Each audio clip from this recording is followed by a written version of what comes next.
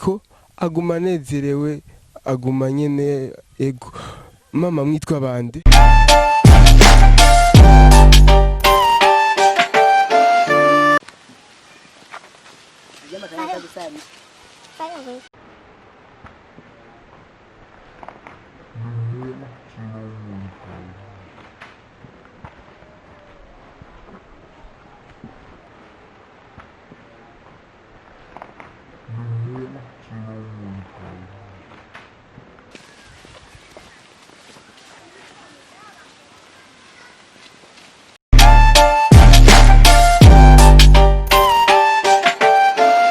Kiago Media TV ndabaramukije amahoro y'Imana bane namwe. Urugendo ntigwari rurerure cyane ariko nyene urugendo rwariyo mu guko vyagenze kose twahashitse twahuye na wa umumama afise ibibazo vraiment afise ibibazo kuri iyi si. Hari abantu usanga afise ibibazo bitandukanye. No umumama ego nkuko mubibona inzu yiwe yaragize ikibazo iratwagwa iraguruka uruhande rurabomoka muravyibonera namwe. Umumama rero turi kumwe ngaha araza kutubwira vyinshi atubwire ingene vyagenze. Mama ndabaramukije. Amahoro y'Imana. Murakomeye? Ego me. Muko muramubona n'umumama vraiment naho ibibazo vyose vyabaye ariko aguma anezerewe aguma nyene ego. Mama mwitwa bande? Nitwa Taburuzariya. Ego mama nashaka rero mutubwire vyagenze gute ego byabaye ryari? Urabone ntuze yamvura nyisaho yagwa yaraguye ndigaho umuntu uzeye mu nzigumigwa. Hanyuma rero nagiye numva umuntu uzeye mw'ijoro intuzeye inzu ikibomoka ndakoma induru. Nurabona hari mw'ijoro ndabura abantabara. None nasaba abavyeyi boza kumfasa iyi nzu bakamfasa kuyubaka. Sigura imvura yaguye ku murango ariko inziza kubomoka mw'ijoro. Birababaje cyane. None mama ubu ufise abana bangahe? Mfise abana 4. Boba bari ngaha? Boba baraha. Ego sinzi ko batwereka. Umwe n'uyu Keza Kimana. Keza Kimana. Namaki? Bimeze. Urakomeye? Ego. Igihe vyaba wari ngaha?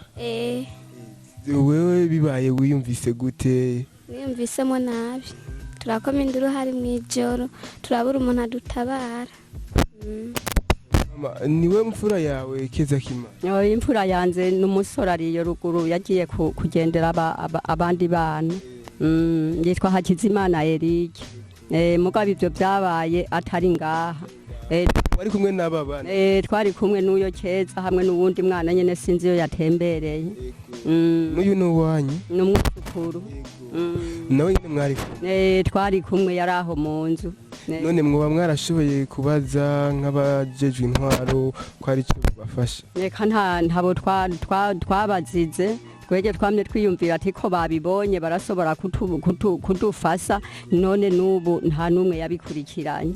Inshuti bagenzi ba Kiago Media TV murabona si ivy'imbeshere si vyarondewe si vyateranywe si ya montage nkuko benshi bakunda kuvyita. Ni ibintu bigaragara neza. Umumama arababaye ararushe cyane. Murabona raba ahantu haba abana n'abana biwe.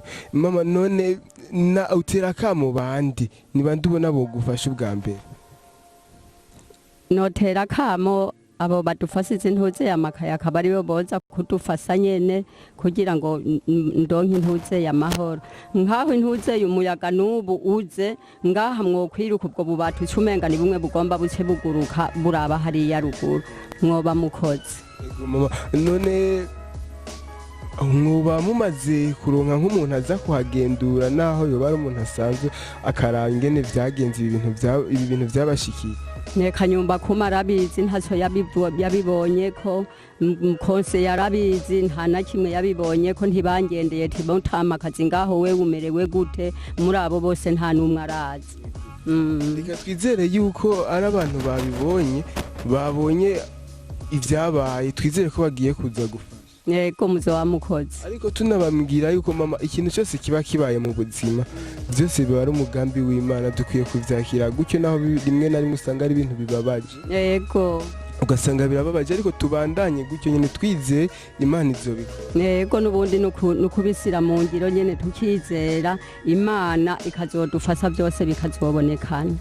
Keza k'Imana ubandanye wihangana, yego twizeye ko abantu bagiye kugira ico bakoze ntihazobura umuvyeyi azobagarukirako, sivyo? yego Reka ndabashimire cyane muvyeyi. Yego murakoze, Imana ibahezagire. Sawa, murakoze cyane namwe, Yego kandi Imana ibafashe bino bintu mubivemo. yego Nshuti bagenzi bakunzi ba Kiyago Media TV, mwabibonye sagaseseshwa rumuri, uyu muvyeyi akeneye gufashwa.